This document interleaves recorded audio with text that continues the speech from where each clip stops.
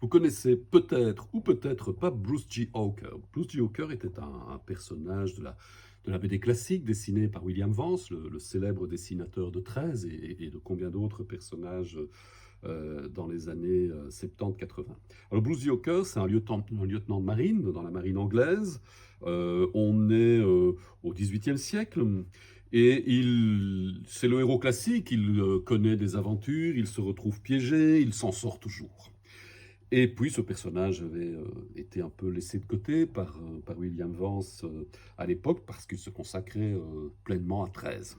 Et puis revoilà, les nouvelles aventures de Bruce G. Hawker. Alors, j'avoue que quand on m'a annoncé que Bruce G. Hawker allait renaître, je me suis dit, ça va être compliqué parce que Vance a tellement marqué de son dessin ce personnage et d'ailleurs tout ce qu'il a dessiné que c'est pas simple les reprises.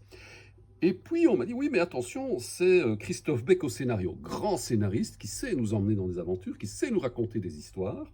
Et effectivement, il sait nous raconter des histoires. Alors on a un Blues Joker qu'on va retrouver après sa dernière aventure, donc il n'y a pas de rupture dans le temps.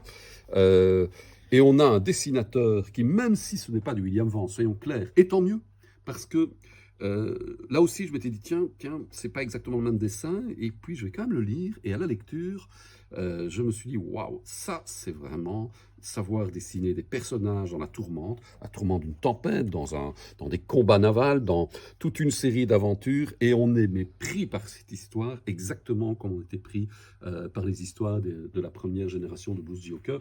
On a un dessinateur qui sait y faire.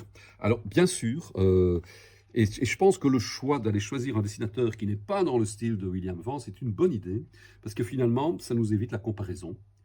Et ça nous permet de profiter pleinement de cette histoire que je vous recommande. Alors, bien sûr, certains vont me dire, oui, mais est-ce que ce n'est pas de la photo dessinée? Non, non, non, c'est du dessin.